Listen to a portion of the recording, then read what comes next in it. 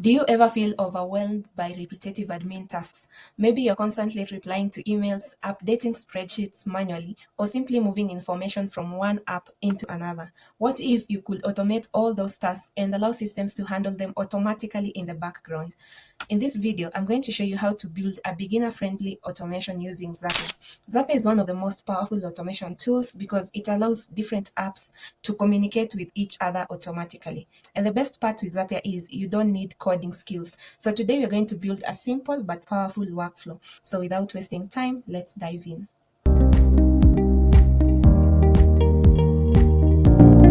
So the first thing that you need to do is go to the Zapier website. If you don't already have an account, you can sign up for free, and you can sign up using your Gmail or your Google account. So the free plan is enough for you to start learning and testing basic automations. So once you've signed up and logged in, you will land on your main Zapier dashboard.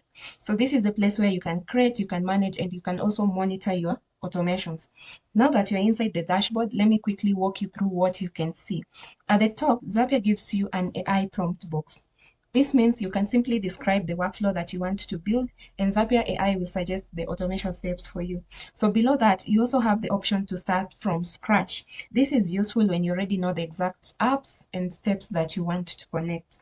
So you see something that is called Zap. So a Zap is simply a workflow that starts with a trigger and then performs one or more action. So Zapier calls these automated workflows Zaps.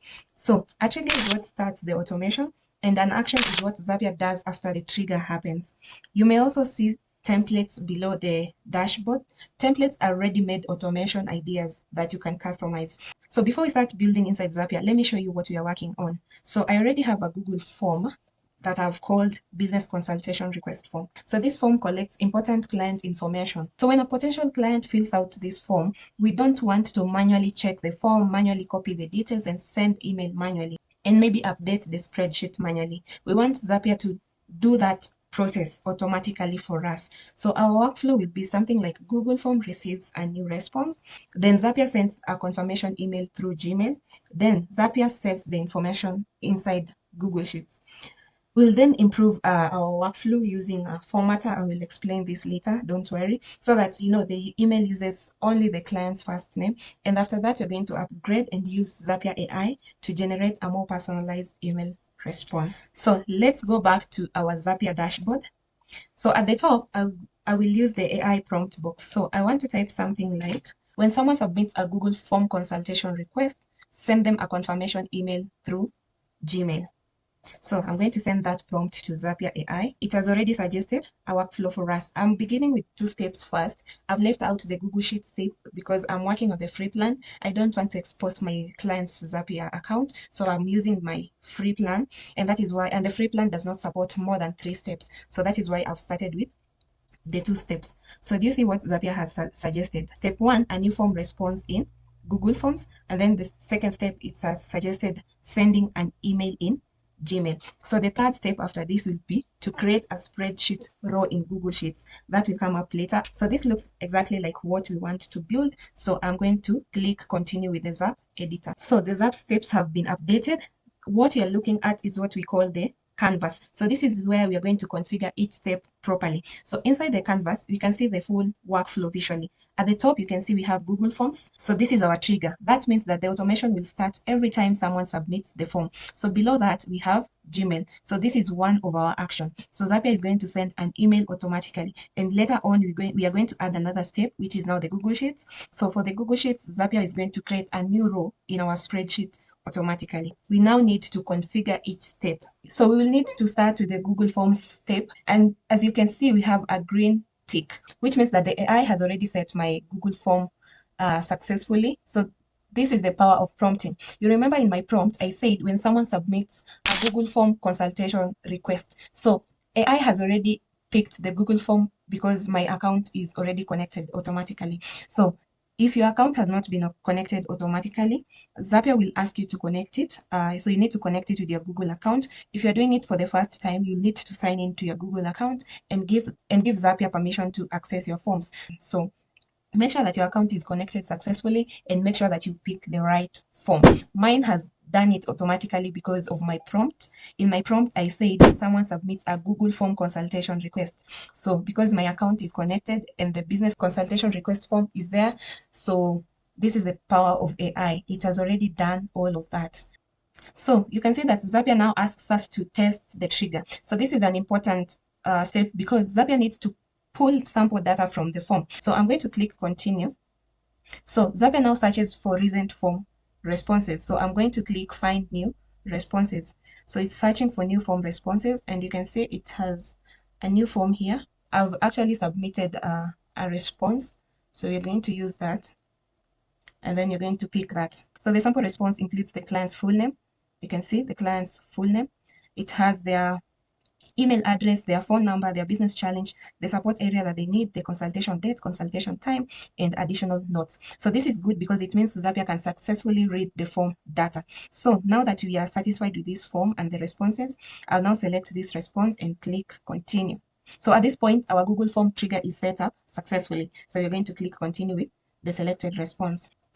So once the step is done or configured successfully, you'll see this green tick here. So this means that that step is done. You can see the difference. We have not worked on the Gmail action step, so that is why we see an X. So the next step, Zapier will ask you to connect your Gmail account. So you're going to select the right account. You can see mine is connected successfully. So we are going to continue and fill in the email details. So we'll click continue. So you're going to see this field details. So here is where configuration happens. You can see the first step was the setup step. So immediately you see this green tick, it means that step is done successfully. So we are now on the next step where we now need to configure the email details. So the first field is the to field. So this is where we tell Zapier who should receive the email. Now, we don't want to type one fixed email address here because the email address will be different for every person who submits the form. So we need to use a dynamic data from our Google form. So I'm going to click inside the field. Do you see that? And then I'll press the / key. So do you see that? I'm going to do that again.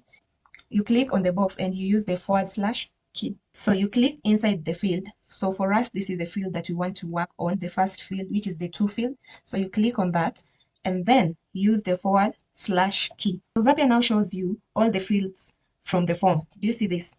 All the fields from the form. So I'll select the field that is called email address because it's to. So I want that specific email address. So I'm going to scroll down until I see email address. Do you see this? So this is what I'm going to pick. So this means that Zapier will send the email to the email address submitted to the form. So it's going to be a dynamic response or a dynamic text.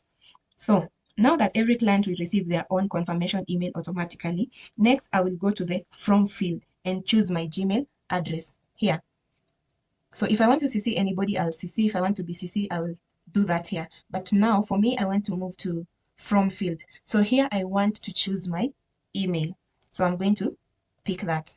So the next thing that I'm going to do is I will move to the subject line here. Very important. So I'll type something like your consultation request has been received. Simple and professional. So now that we have the subject, we'll now write the body of our email. I'll start with something like hi, comma. So after hi, I want to insert the client's name from the form. So again, I'm going to press the / scroll down until I see full name. Because again, this is going to be a dynamic figure. We want Zapier to address the specific person that filled this form. So that is why I now need again a dynamic value. So I'll scroll down and pick full name. So once I've selected the full name, now my email is going to greet the client using the name that they have submitted in the form.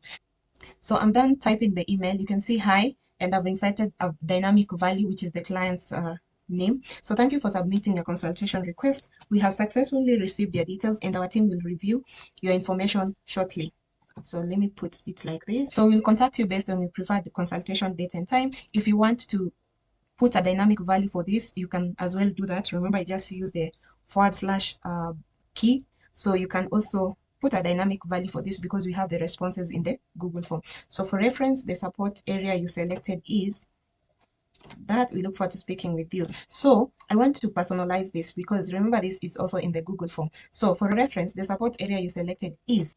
So again, I'm going to put a / Okay, do you see that? And then I'm going to scroll down until I see the support area that has been filled on the form. So do you see this? Which area would you like support with? So I'm going to insert that. So because I want this again to be dynamic for every person that is submitting the form.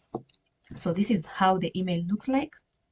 So you can see that the email is now personalized because it includes information from the form submissions. So once everything is done and you're guaranteed it looks good, you're going to click continue. So Zapier is going to give you a preview of your email. You'll be able to see the recipient email address. You'll see the subject line and the body. Do you see this? The recipient email address, where the email is coming from, the subject, and the body. So you want to counter check and make sure that everything looks good. So you can see that the dynamic values have also been filled in using the sample form response. Do you see this?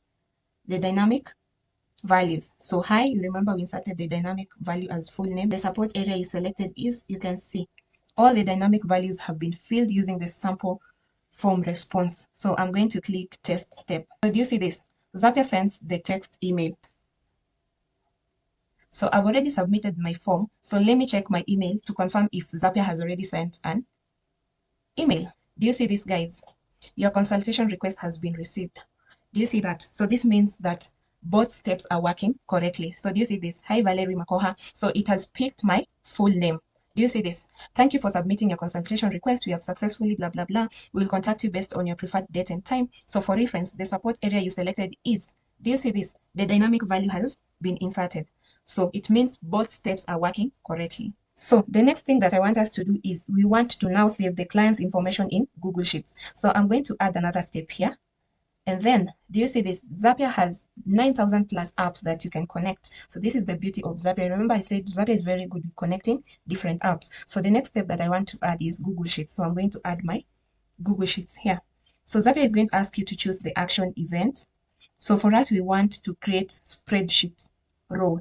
So you're going to click that and then scroll down until you see create a new spreadsheet row. Do you see this? Create a spreadsheet row. So that is our action event. And then Zapier will ask you to connect to your Google Sheets account. So I'm going to choose the same Google Sheets account. So continue with Google Sheets account. Continue. Continue. So you can see that the account is connected successfully. So we're going to continue. So it needs us to choose the spreadsheet. So we're going to pick that. And I already have a spreadsheet that I called consultation request tracker. So I'm going to pick that. And then it will also require you to choose a worksheet. So let's say maybe you have different sheets within that spreadsheet. So this is how my sheet looks like. Do you see this? So if I was to have different sheets, so Zapier is simply trying to confirm what type of sheet do you want me to work on. So for me, I want it to work on this, the client request sheets. So I'm going to go back and then I'm going to choose the client request sheets. So if you have many sheets, they're going to be listed there. So that is the sheet that I want. So Zapier now shows the spreadsheet column. Do you see this? This is how my sheet looks like. So you can see I have timestamp, full name, email address, blah, blah, blah. So once you pick the right sheet, Zapier will now show you the spreadsheets column. So this is now where you're required to map the Google Form responses to the correct columns in the Google Sheets. For request ID, we can leave it blank for now, but for timestamp, we're going to select the timestamp from the Google Form. So click on that. Remember again the forward slash, and then we are going to use now the Google Forms. So we're going to use its timestamp. So this is the last submitted time. So that is what you're going to use. And then for full name, again, we are going to mark with the selected name on the Google form. Again, scroll down until you see the full name. For email, you do the same Google form. Again, scroll until you see, yeah, this is the email address. For the phone number, again, Google form. You scroll until you find the phone number. For the country, again, you're going to use information from the Google form. Scroll until you see the country. So you want to make sure that everything is mapped correctly. For business type, again, we're going to get this information from our Google form. Scroll down until you see the business type. So what business do you run? Yeah, what type of business do you run? Select that. Again, forward slash, how long have you been in the business? You're going to get this from the Google form. So how long have you been in the business? How long? And remember, if you don't see it, you can as well just search on top here. Use the search option. So how long have you been in the business? So what you want to do here is you want to make sure that everything has been mapped correctly. The responses from Google Forms have been mapped correctly to the Google Sheets. So again, business, the biggest current challenge, So you're going to scroll down until you see this. What is your biggest current business challenge? What area? Again, forward slash. You're going to get this in the email. What area of support would you like? So what area of support would you like? That is that. And then preferred consultation time. Again, you're going to get this in the Google form. So preferred consultation date first, and then preferred consultation time. Going to get that. Again, if there are any additional notes, you're going to get that from the form, and then you scroll and additional notes. Do you see that? So you want to confirm that everything has been marked correctly, and then you click continue. So it's going to give you a preview. You want to confirm that everything is correct. The spreadsheets, the worksheets, the timestamp, the full name. You want to ensure that you've mapped everything correctly, and then you click test the Google Sheets step. So Zapier now sends the sample data to Google Sheets. So you're going to open our sheet and check. You can see that we have a new row that has been created. All the client's details have been added into the correct sheets. The name has been added, the email has been added, the phone number. So you want to ensure that everything has been added to the correct sheet. Preferred time is there, the preferred consultation time, any additional notes. So everything goes to the right sheet. So what this means is, it means that our Google Sheets action is now working perfectly. Now at this point, we have already completed our automation. Our form comes in. Gmail will be able to successfully send a confirmation email. We have tested that, and we have seen that Google Sheets stores the client details. But we can make this workflow even better. So let's publish the basic version first, and then we can come back later. So we are going to click publish. So let's publish. You can see that Zapier now confirms that the Zap is turned on. So this means from now on, when someone submits the Google form, the automation will run automatically. So if you go back to home under Zaps and click on recent Zaps, you can see all the Zaps that you've created. So you can see the one that we have submitted a minute ago. So this is on. It's on. Do you see this? Turn Zap off. So if you don't want to continue with it, you can come here and turn it off. And one thing that I forgot is naming. Naming is also important. So you can come here on the top and you can rename whichever way you want to rename the Zap. So this Zap is running. So this means that from now on, when someone submits the Google form, the automation will run automatically.